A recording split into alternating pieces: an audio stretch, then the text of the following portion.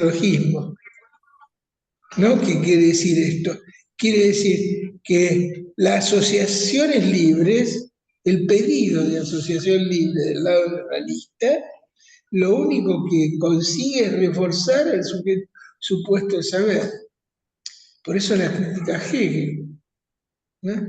El psicoanálisis tiene que darse cuenta que la asociación libre ya llegar como máximo a un imposible. Freud es sexualidad y muerte. En la cárcel no hay relación sexual, pero va a quedar siempre ese resto, que es el resto de goce, que también está en relación con el rabonario, pero no convocando a otro para constituir un saber y una verdad, sino en relación a un cuerpo y la producción de un goce, donde ya ahí hay identidad, no hay identificación. Por eso me parece que es una enseñanza que no está alejada de la experiencia analítica, está ahí mismo, ¿no? Es decir, bueno, asocien todo lo que quieran, pero de ahí solamente van a llegar a lo imposible. Por eso, por ejemplo, en mi experiencia de análisis, tanto como analista como analizante, siempre tenía que ver con que lo que Lacan llamaba el parloteo del parler, que hay que cortar, tiene que ver con lo que Freud llamaba asociaciones libres. Y por otro lado, Freud mismo, yo no sé si ustedes recuerdan dónde, él mismo dice que este pedido de asociación libre era para demostrar su hipótesis del inconsciente, pero que no era su forma de trabajar en la experiencia analítica, en la práctica analítica misma, ¿no? Y me parece que este seminario de la identificación tenemos que leerlo como la construcción de un engaño, ¿no? Y la construcción de un engaño es lo que empezó a demostrar hoy Carlos, y tenemos que seguir avanzando en ese punto, en este seminario, en las otras clases que vamos a tomar. Bueno.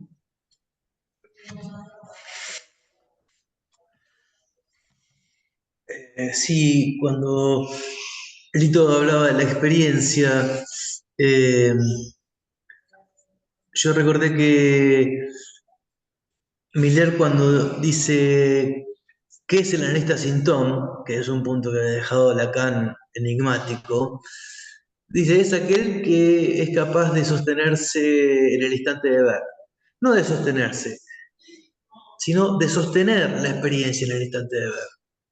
Sostener la experiencia. Sostener la experiencia en el instante de ver. Me parece, a mí me trajo mucha dificultad en la segunda parte de este texto, pero con Pansetre quizá ahí sea una idea que Lacan empieza a tener respecto de esto, de sostenerse en el instante de ver, de no avanzar en el tiempo de comprender. ¿No? Es un poco Descartes necesariamente avanza porque ¿no? busca un saber y busca sostener en su método, busca ¿no? El teleconocimiento. La teleconocimiento. Entonces, no le queda otra que avanzar en eso y hacer avanzar a toda la humanidad en ese punto. Pues. Ahora, ¿pensás que Lacan nos introduce a todos. Sí. Perdón. ¿Pensás que sostenerse en el instante de ver tiene que ver con no dar sentido, no ir en dirección, porque el tiempo de comprender es el tiempo de dar sentido, digámoslo así? Claro. Okay. Sí, estoy de acuerdo con lo que decís. Es ese intento, ¿no? de sostenerse en el pancetre, en el neologismo, en los significantes de la lengua. Y eso fundamenta las sesiones cortas. Sí, claro. Sí. Ese es el verdadero fundamento. ¿Cómo fue la pregunta? Sí, que sostenerse en el tiempo del analista sin Tom es lo que tiene que ver con las sesiones cortas. Claro. Ujú. Sí, Y va en contra de la época, que es la época del parloteo, ¿no? No sé si escucharon ayer el debate, no importa si alguien ganó o perdió, pero que había parloteo, había parloteo. Eso es lo que dice Lacan, bla, bla, bla, ¿no? El parloteo del parletro, ¿no? Es interesante porque el parloteo del parlet separa el parlet del parloteo, ¿no? El parlet no es el que parlotea. Este, pero bueno, no solamente en la política hay parloteo del parlet, hay en el psicoanálisis, hay en el fútbol, después el partido de River y Boca, este, eh, por todos lados.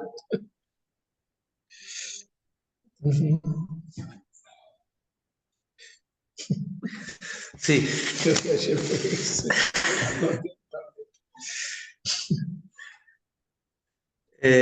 me parece que este es un camino de Lacan y otro es el que estamos intentando construir, que es la, por qué va Descartes y por qué la construcción del sujeto supersaber, ¿no? Que es algo que está muy presente en estas páginas.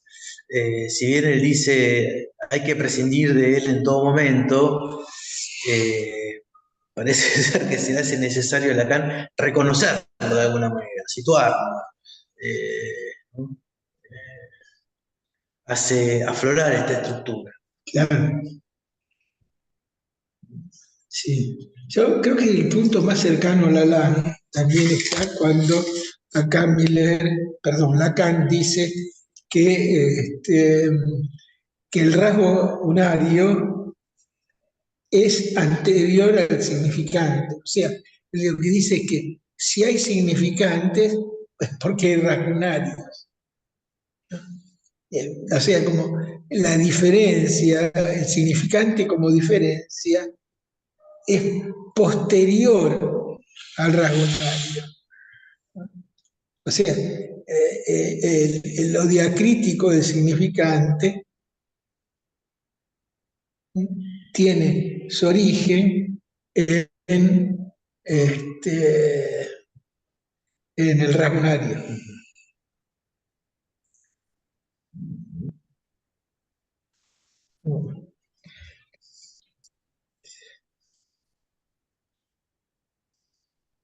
No, no hay nadie que quiera hacer algunas preguntas o que acoten algo, que digan.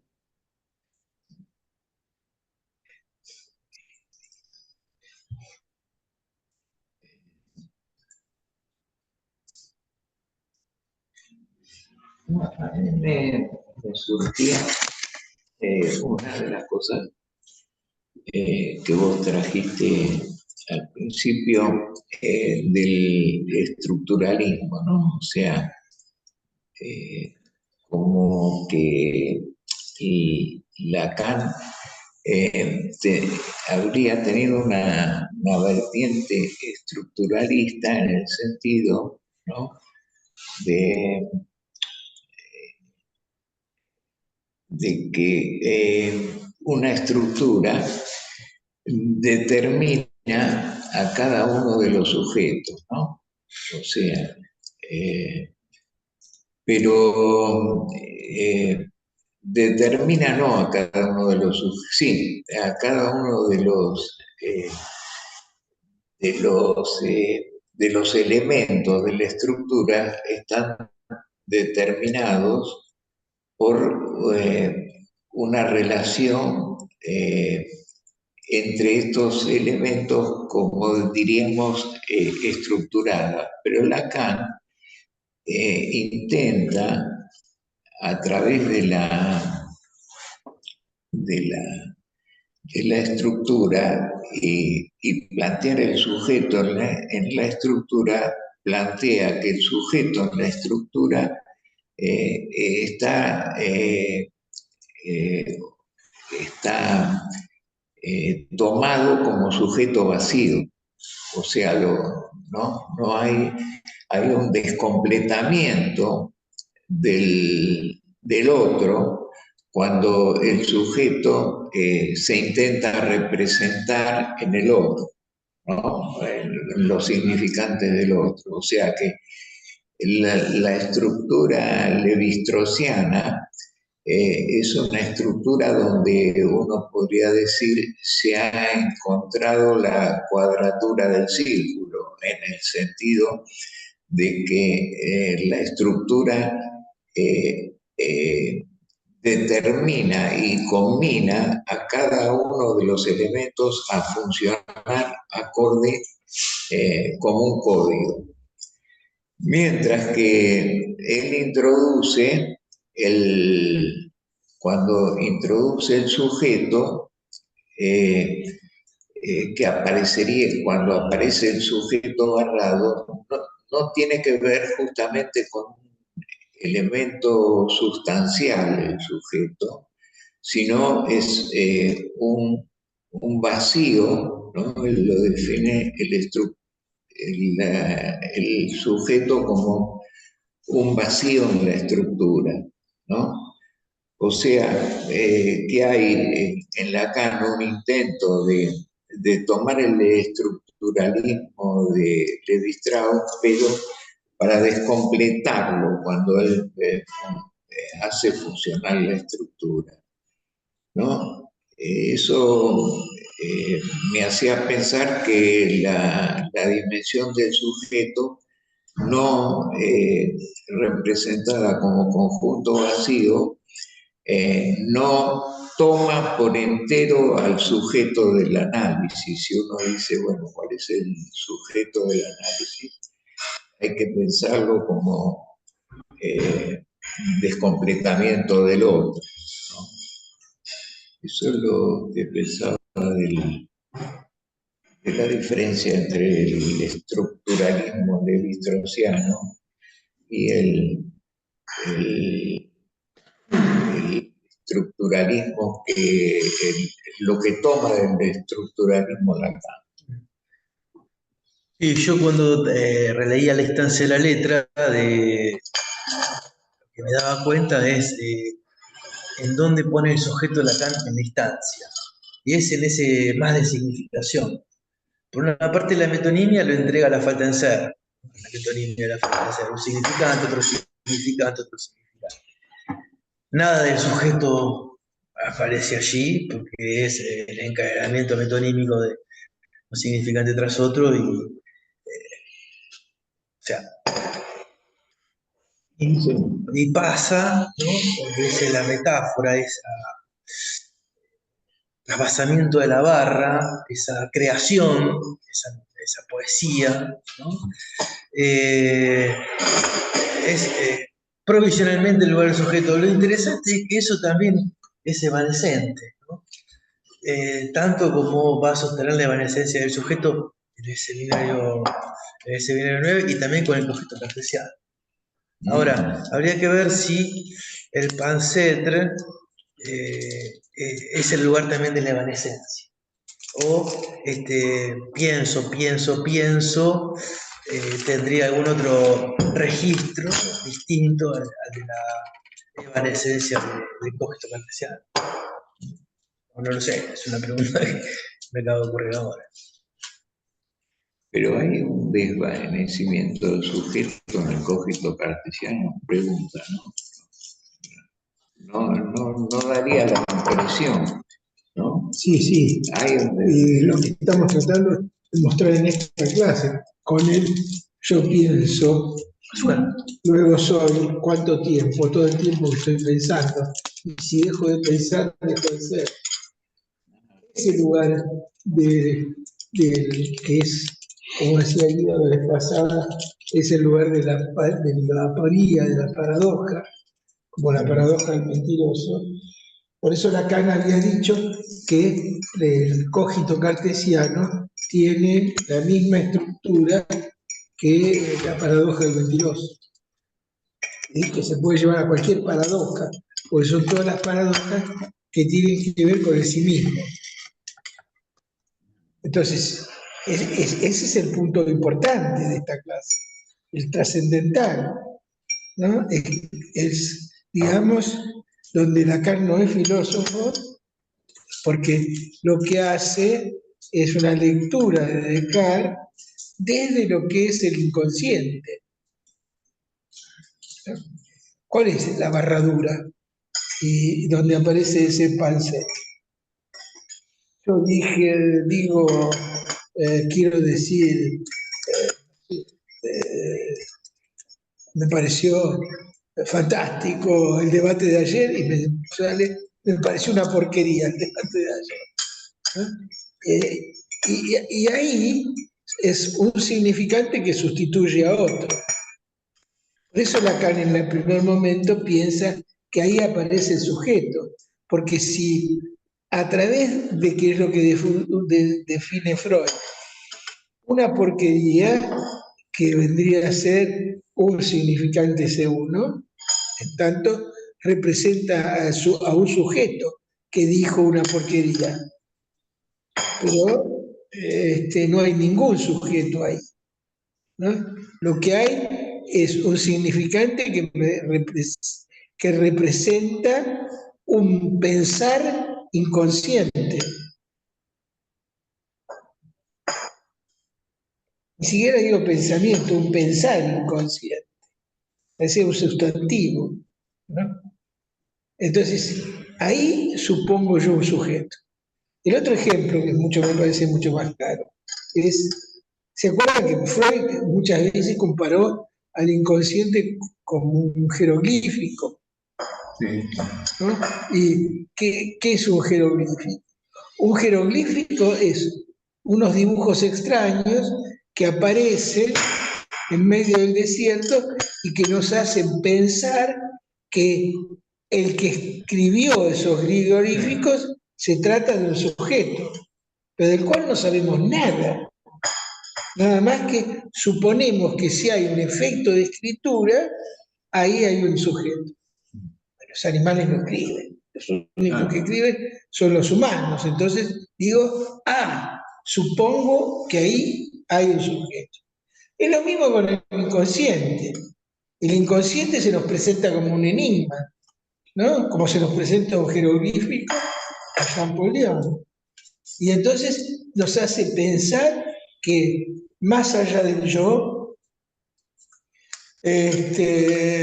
más allá del individuo, más allá del sujeto como subjetividad, hay un sujeto que yo le supongo que se me presenta ese lapso como algo enigmático. Es enigmático porque no quería decir eso yo. ¿No? Eso pasa con cualquier lapso. Vos tomaste un olvido. Es lo mismo, el olvido se me presenta como un enigma. Freud por algo dice, cuando hay un enigma como esta, como es el enigma de esa ausencia de un significante, siempre aparecen otros significantes. No pueden no aparecer. Todo esto da vuelta porque con Guido nos preguntó y se preguntó por el sujeto. ¿Por qué surge el sujeto? No sé si se puede decir por qué surge. Surge simplemente por esto, porque hay un enigma, ¿no? De Edipo, lo que importa es el enigma de la esfinge, ¿no? Hay un enigma, ¿no? Hay un enigma que ese es el enigma. El enigma es lo que se le presenta a Freud y del cual Freud cae quizá en lo mismo que cae Descartes, quiere saber. Y busca saber ahí una verdad. La última enseñanza de Lacan prosigue eso hasta un determinado momento, donde sabe que ese saber, en esta clase, para no ir más lejos, que ese saber nunca va a alcanzar un saber absoluto, que siempre ese saber va a remitir a otro y al otro y al otro, y que por lo tanto para el sujeto no va a haber respuesta. Y eso también es la estafa del sujeto supuesto al saber, nunca voy a saber quién soy. Conócete a ti mismo, imposible. Ni siquiera pensando en el inconsciente. Tal es así que ¿cuál es la salida de Lacan? La salida de Lacan no es por el sujeto. El fin de análisis para Lacan es por el lado del objeto.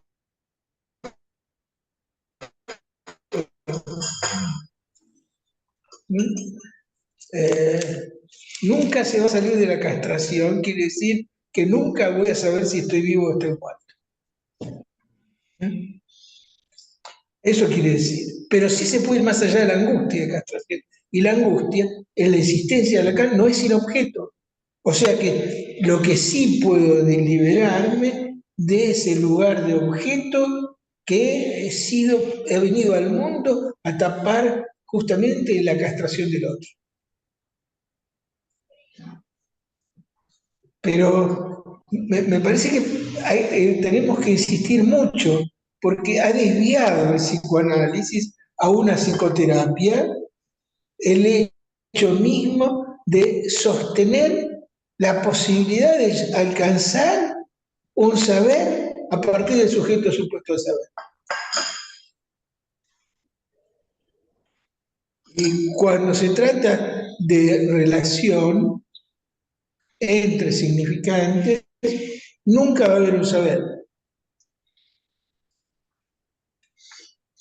El sujeto jamás llegará a poder responder a la pregunta ¿quién soy? Sí, porque en Lacan está representado ahí en el quién soy, hay un vacío. O sea, no hay. ¿Y por qué un significante no se puede significar a sí mismo? Para que haya identidad y saber quién soy, porque quién soy es una pregunta por la identidad. Claro. Y ningún significante se significa a sí mismo. Por lo tanto, no puede haber respuesta al quién soy. Lo máximo que podría llegar es a pancentro. Claro. Recordé que cuando él sale de la cuestión de la identidad, lo que dice es, en el ocaso de una vida, un hombre se preguntará quién fue y tendrá algunas ideas, pero no podrá saber quién fue. Él dice, yo siempre fui un extraño respecto de mi vida. Siempre, claro, es así termina la frase. Siempre fui un extraño. Tendrá cierta una sensación de extrañeza. Pero eso me contestó la inteligencia artificial. Ajá. Yo le pregunté cómo hago quién soy, para saber quién soy. Me dijo, es una pregunta muy difícil, usted podrá saber qué cosa fue haciendo durante su vida, claro. Y si eso no le alcanza, vaya a ver a un psicoanalista. En realidad dice un psicólogo, el psicoanalista se lo puse yo. Porque es cierto, si va a ver a un psicólogo, va a saber quién es, porque lo va a coagular en un ideal. Claro, tiene un significado. Claro, en un significado. Ahora, lo que extraño de todo esto, para mí también fue, ¿no? ¿Cómo no me di cuenta antes de que Lacan, ya en el seminario del acto y en el 15, la salida de análisis la piensa con la destitución del sujeto supuesto del saber? Ya ahí está en juego esto que estamos trabajando ahora, retrospectivamente lo podemos ver, ¿no?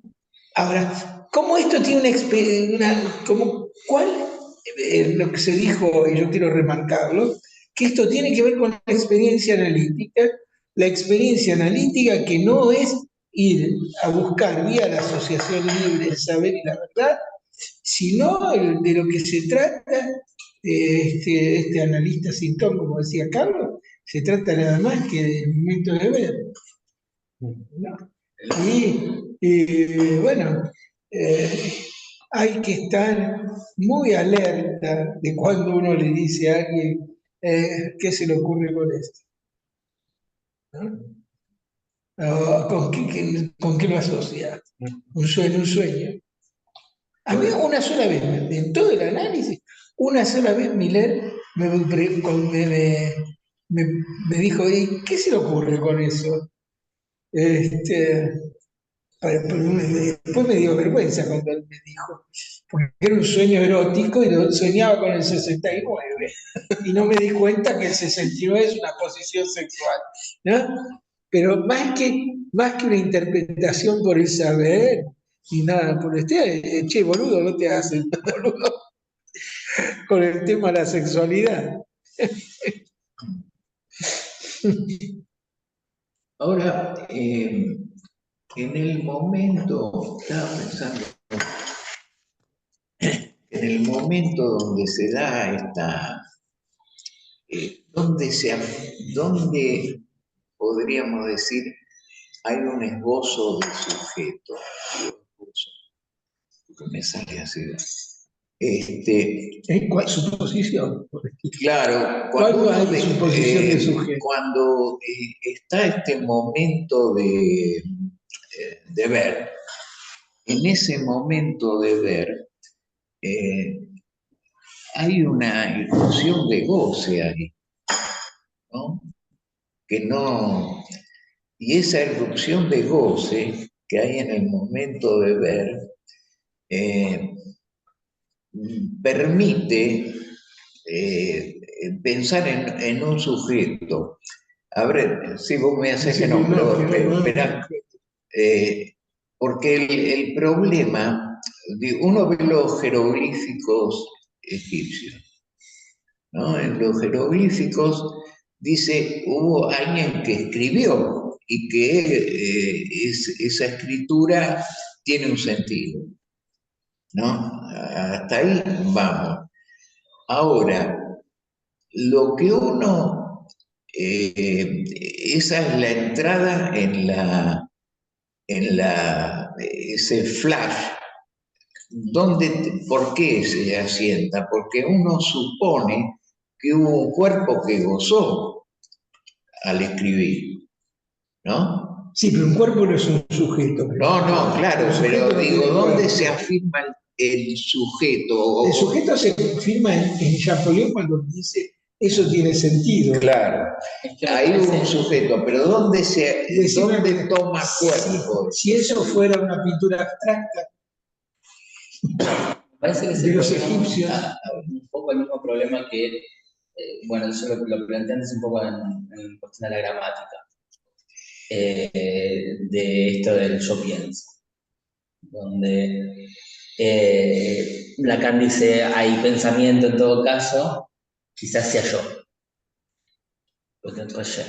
Quizás sea yo el que piensa. Claro. Es la crítica que sostiene a Descartes en relación a el genio maligno en realidad va más allá. El yo que salvaguarda a Descartes es una falacia. No quiere decir nada en realidad. No hay un sujeto ahí atrás, sino en todo caso es adjudicarle a alguien esa enunciación de yo pienso. Que podría ser yo, así como yo pienso, podría ser hay pensamiento. No está dirigida a nadie. Y el jeroglífico en todo caso es suponer que hubo alguien que hizo eso. Suponer que alguien efectivamente escribió, dejó una marca. Ahí no. Es decir, quiero decir, suponer un sujeto quiere decir suponer un agente de la acción. Claro. El tema es que precisamente, como lo que planteamos con Freud, es que quiere decir algo. Claro, que hay una intención en realidad, Hay una intencionalidad, hay un sentido, una dirección. El problema es que precisamente el yo pienso, si lo tomamos como lo plantea Freud, donde el pensamiento efectivamente es un pensamiento inconsciente. Entonces, no es yo pienso, sino en todo caso, yo soy pensado. Donde el yo en todo caso no tiene nada que ver con el accionar ahí. No hay un sujeto alguno, sino en todo caso un objeto que padece del pensamiento. Sí, es decir, hay una roca que padece de haber sido escrita y alguien que la mira y padece de leerla en todo caso, si quiere. Y que si por ahí le da sentido, de alguna forma. Porque una Champollion justo diciendo que su escritura no es simplemente una erosión del tiempo. Sí. Lo que Descartes hace es eso, es decir, encontrar, hay algo que está pensando acá. Y dice, tiene que haber alguien ahí entonces. tiene que haber un agente de esa acción. Pero ese agente de la acción no tiene que ver con el goce de un cuerpo. Es decir, porque, digamos, los jeroglíficos, uno no lo pensaron como que fue, Yo diría que no. ¿no? Diría que no, Digo, porque, ¿dónde se afirma a ver, en todo que caso, hubo alguien que accedía o que quería acceder a la palabra, ¿no? Ahí, si me permite, ahí en este mismo seminario, un intento de respuesta a esa pregunta. Y es cuando Lacan empieza a hablar de la letra china. La letra china no es un jeroglífico, pero la letra china tiene dos funciones, una pictórica y otra de escritura. Y no es una escritura alfabética, la condición que tiene. Entonces, cuando se trata de ese objeto que es la letra china, que va a ser un objeto de arte, Exacto. ahí sí hay algo de lo afecto, digamos así, del afecto que se pone en juego. De lo gozoso. Del goce que está en juego cuando el tipo la pinta. Claro. Lo que pasa es que el tipo, claro, no la pinta. Es lo que, claro, es lo que dice Heidegger con la poesía. No es el poeta el que hace la poesía, sino el poema hacia el poeta. En el sentido de la letería, de que vela está ahí. Claro.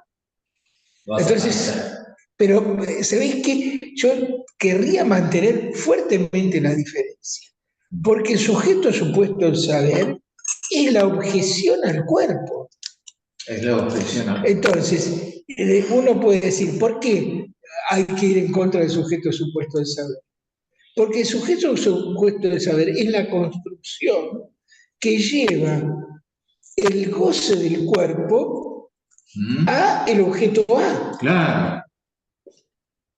A un resto de la operativa significante. Entonces, es decir, el rasgo unario, que ahí quedan muchos pasos para llegar a pensar el rasgo unario en relación al goce. Los pasos que hay que dar es los que hace Lacan con Joyce, me decían, que redefine por algo en la última clase de Joyce, redefine el rasgo unario como la recta infinita, ¿no? De lo cual lo saca justamente de la relación, por ejemplo, unívoca que se hacía, como vamos a ver ahora, que dice teoría de conjuntos anterior a los números naturales, porque se puede contar sin saber los números. Bueno, eso lo vamos a ver un poco más adelante en el mismo seminario. Pero me parece que ahí está la cuestión. Cuando Miller habla del pasaje del sueño lógico de Lacan, que es una lógica con sujeto, ¿no? Esa es la gran diferencia entre el estructuralismo y Lacan. Para el estructuralismo no hay sujeto. Claro. Saussure, que es el padre del estructuralismo, forcluye al habla. Claro. No hay habla para la lingüística. No hay habla. No hay sujeto en la estructura. No hay sujeto. ¿Ah? En cambio, Lacan siempre pensó en la estructura con sujeto. ¿Ah? O sea, no lo piensa pasivo respecto del otro. Lo piensa como efecto del significante. Sí, pero no pasivo, y si fuera pasivo sería levi-straussiano. Sí, el significante. Digo, sí. ¿Por qué pasivo? No entiendo pasivo la palabra. Porque el sujeto es algo, es vacío, y al ser vacío no completa al otro. O sea, lo descompleta, ¿no? El sujeto lacaniano descompleta. Eso desde ya. En ese sentido, sí. El sujeto que descompleta al otro, que uno lo representa como vacío. Sí, ahí hay dos lecturas que uno puede hacer de significante la falta en el otro en este momento. Que por un lado podría ser el sujeto porque es el significante que le falta al otro, Claro. para poder nombrarlo, y el objeto A, que es lo que tapona, pero lo tapona por fuera de la estructura, Por fuera. porque el objeto A no es un significante. O sea, va a parar afuera de la estructura. Hay algo en Que Lacan, no es estructura. Que Claro. sale de la estructura levi-straussiana. Nunca Saussuriana, digamos, ya, más que de Levi-Strauss, porque Levi-Strauss en última instancia existe porque existe Saussure. Sí, El que inventa la estructura y que hace de la ciencia y construye las ciencias sociales como tal es Saussure. Pero Es entonces el padre de hablarían las de una, ciencias sociales. ¿Qué? hablarían de una estructura lacaniana, entre comillas, Sí, agujereada, a diferencia de la otra estructura.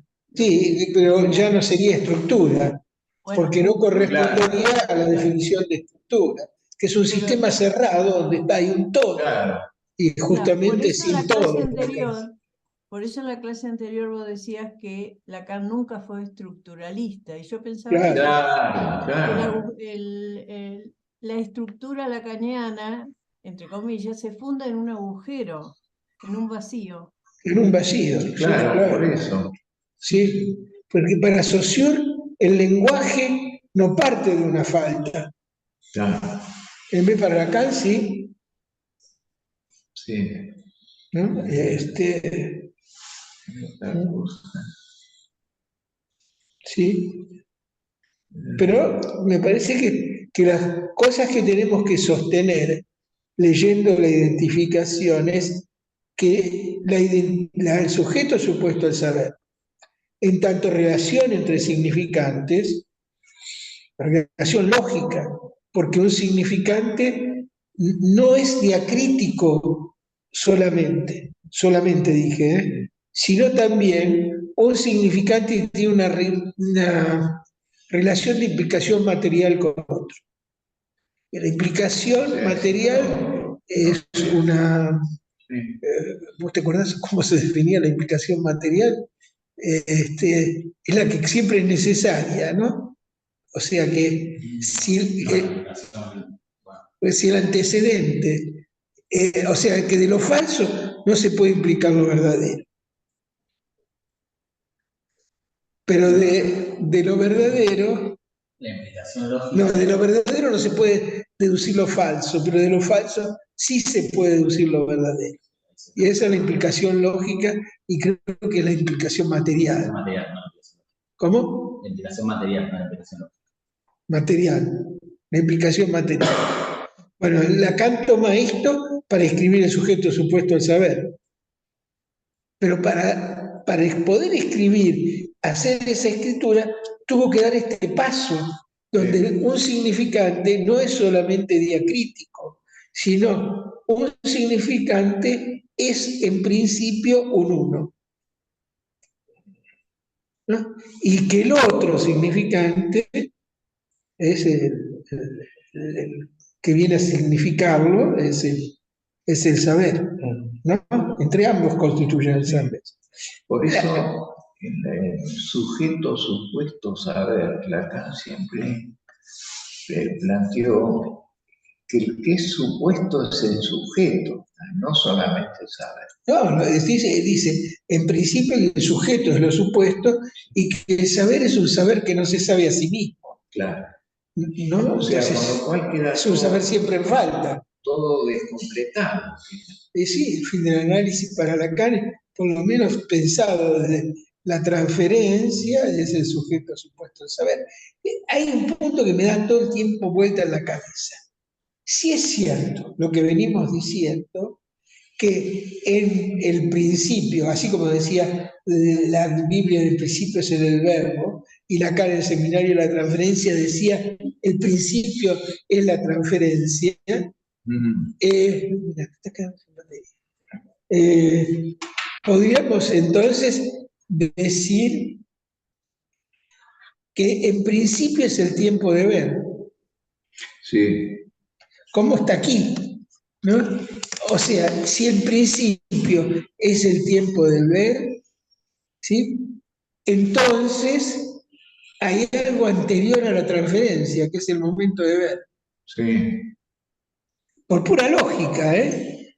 Si el significante, todo significante es uno, como dice Lacan, y ese uno es solamente, no tiene significación, es lo que aparece en el Parménides, ¿no? Vos lees todo el Parménides y le ves que no podés saber qué carajo es el uno, ¿no? No se sabe qué es el uno, no se puede decir uno, es algo indecible ese uno en el Parménides. Entonces, si es así, ese tiempo de ver que está antes sí, es el acontecimiento del cuerpo claro. y es el síntoma. O sea, que un análisis no comienza con la transferencia, un análisis comienza con este momento de ver que es una irrupción de goce. Sí, Yo estoy haciendo tratando de hacer sí, una lectura diferente sí, sí. de Marguerite Duras, Ajá. El rapto de Lorenstein, y la hipótesis es esa. Mi hipótesis es que lo que está, el acontecimiento de cuerpos, está ahí y lo que todo el mundo se trata de saber es qué le pasó a Lorenstein ahí, inclusive ella misma. Y el final, cuando se tira en el césped, no es porque está pensando en qué es la mujer ni nada por eso, sino porque encuentra nuevamente un cuerpo de voces.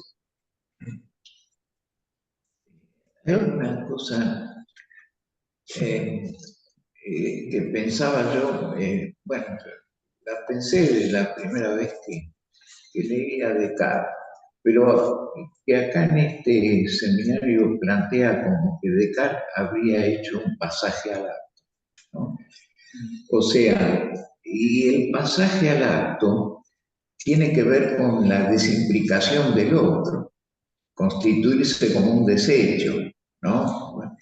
Y Descartes cuestiona ahí la existencia de Dios, porque el decir yo pienso, luego existo, y al hacer depender la existencia del pensamiento, se presenta a él como, como sustituto de Dios, ¿no? ¿Desde dónde el pensamiento Pero puede eso para Descartes, para dejar? pero para Descartes, al contrario, no puede salir de Dios. No, no, después él tiene, por eso yo, Porque él para resolver no, la aporía en la cual se encuentra, sí, necesita el yo y Dios. exacto, sí. No, pero de lo que decía de que, que Descartes de alguna manera eh, produce mediante el pensamiento una bajada hacia el hombre, ¿no? No una elevación hacia Dios. Después tiene que meter el que si no pienso en todo momento, bueno, tengo Eso que... me parece que es lo que trae Miguel cuando propone el tema de la sustancia de Goethe, de la sustancia, la sustancia de Goethe, Claro, que en realidad, o sea, en este momento del pienso soy, del Pancet, es sin el otro, efectivamente. claro, es Y sin el también, en otro. todo caso, es sin el sujeto, es sin yo. Y sin el Sí, sujeto. es un. Y podría ser sin el Por genio eso maligno. Cristo decía, Podría ser sin el genio maligno. Es que el genio. A ver, el genio maligno llegar a ese punto. para afirmar la verdad, me parece. A ver, habría dos maneras de verlo, me parece a mí. Sí, El genio maligno, en todo caso, es el recorrido a hacer. es el método. Es el método, obviamente. Sí, sí, sí. La duda que va escalando posiciones hasta de dejarlo en esto. Hay esto, Descartes de esa cabeza. La otra aproximación es, en todo caso, si es de alguna forma mostrar lo que está el origen detrás de todo. Mostrar que Lo que está el origen detrás de todo, quiero decir. A ver, diciéndolo mal y pronto, si efectivamente el genio maligno lo que ataca es la gramática, lo que devela entonces es la lana. Al atacar la gramática. al atacar la gramática de él al alado. Sí, Esa frase me gustó. sí, me parece verdad. Al atacar. Porque quiere decir, la gramática es relación, sujeto, verbo y predicado. Claro. En mi época, ahora es más complejo. Pero sujeto, verbo, eso está Y para poder hacer eso necesitas vuelta, al igual que como para contabilizar, manual. Porque tenés que recordar el paso anterior. Y Sí, sí. la memoria ya presupone algo. La memoria presupone el otro y la cronología. La diferencia de tiempo. Sí, pero el momento de ver sería, porque eso es un invento de Lacan, el Palset, no es de Descartes. El Palset, como tal, como momento de ver, No, corresponde a un instante. Carlos lo pone con un guión. Pienso solo. Sí. Claro. Bueno, pero no hace el neologismo. No, es neologismo. Ya pone el espacio entre dos significantes. ¿No? El neologismo rompe ese espacio. Ahí volviendo a lo que vos decías, Víctor, que hay un pasaje al objeto de cuando uno dice, bueno, el fin de análisis consiste en la destitución del sujeto supuesto saber, y vos lo ponías del lado del objeto. Sí, lo pones acá. El lado del objeto, ponerlo del lado del pasaje al acto, que está fuera del otro. O sea, constituirse en un objeto como la chica esa que se tira por el prestigio. Pero bueno, no es que, por eso la salida es el pasaje de analista analizante. Claro, aunque pero, vos no hagas el pase igual, sí. es lo mismo. ¿Por qué? Porque lo que se trata es volver a constituir el otro. No es un pasaje al acto que es caerse del otro, sino una vez que vos te descubriste como objeto, sí, pasás de analista a analizante. Perdón, de analizante a analista. sí. Y el analista es soportar nuevamente el objeto A para constituir la transferencia. De acuerdo con eso. Sí. Pero ahora, me parece que el pasaje al acto de... Pero todavía, yo no sé si es el pasaje al acto que está referido ahí, es lo que después va a definir en la angustia. Porque el pasaje al acto, como caída del otro, es en el seminario de la angustia. Yo no sé cómo definió, no me acuerdo, cómo definió pasaje al acto antes. Antes del seminario de la angustia. ¿Cómo? Yo creo que no lo definió nunca. Que no lo definió nunca. Yo no me acuerdo. Actinar sí, el acceso fre, pero el pasaje al acto no creo que lo haya definido antes. ¿Lo leo? Sí. Dice, el primer tiempo de la meditación cartesiana tiene el rasgo de un pasaje al acto. Se sitúa a nivel de ese estadio necesariamente insuficiente y al mismo tiempo necesariamente primordial, en el que toda tentativa tiene la relación más radical, más original al deseo, y la prueba es esto a lo que conduce en su recorrido, del Dios que sucede inmediatamente. Lo que sucede inmediatamente, el paso del juego del mañador. ¿Qué es? Bueno, ¿y qué? Ya que lo leí. Es el llamado a algo para contrastarlo con las pruebas anteriores. A entenderlo bien, no anulables de la existencia de Dios. Me permitiré poner como lo más verdadero al lo más ser. El sujeto supuesto del saber. La Constitución. Llama ahí Sí. al sujeto supuesto del saber. Sí, me parece que el pasaje al acto es pienso. Claro. Sí. Pensar. Entonces, ¿Cómo? Pero es antes de la constitución del otro. Sí, Por eso no significa que se cae del otro. Pero todavía no hay otro. Que lo de Descartes. Sí, Descartes ahí hace, con esto le pasa eso. Sí. Ve y con ese ver llama al yo, primero de todo. Claro. Y después llama a Dios. sí. ¿Cómo? Llama tiempo de comprender. Llama al tiempo de comprender. Parece que, claro. No pasa del tiempo de ver. Se queda, va hacia el tiempo de comprender, no se queda en el tiempo de ver.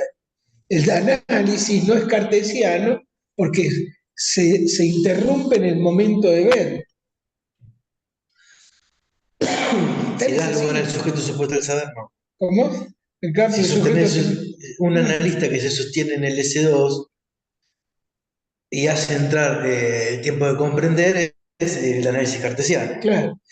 Fue muy interesante, no sé si ustedes vieron ayer el debate, que hubo una queja, ¿sí? Porque los políticos no pueden sostener lo real.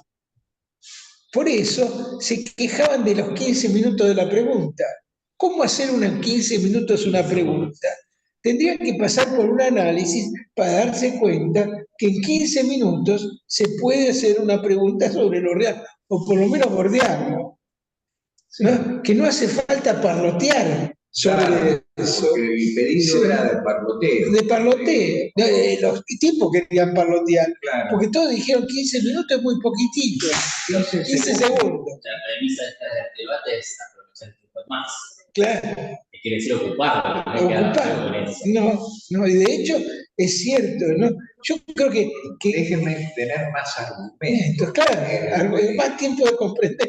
Más tiempo De comprender. Y es interesante, ¿no? Porque es cierto, cuando Miller escribe el primer número de Sadik, el año cero, trae el texto de Simón Wells contra los partidos políticos. Y yo creo que en los debates se ve eso, que un político, sea cual sea, no estoy haciendo bandería de ningún tipo, todos juntos, ninguno pudo salir de construir un relato, uno más lindo que otro, según el gusto de cada uno, pero son puros relatos, ¿no? ¿Estás seguro de lo que ¿Cómo? es un planteo, yo diría,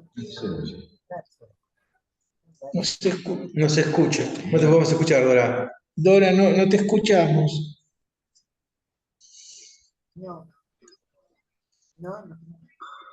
A ver ahora. No sé si puedo escribirla. No sé si puedes escribirlo.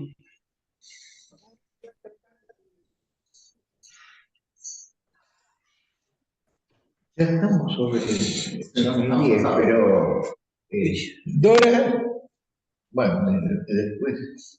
¿no lo podés escribir? Ahora se fue, me parece.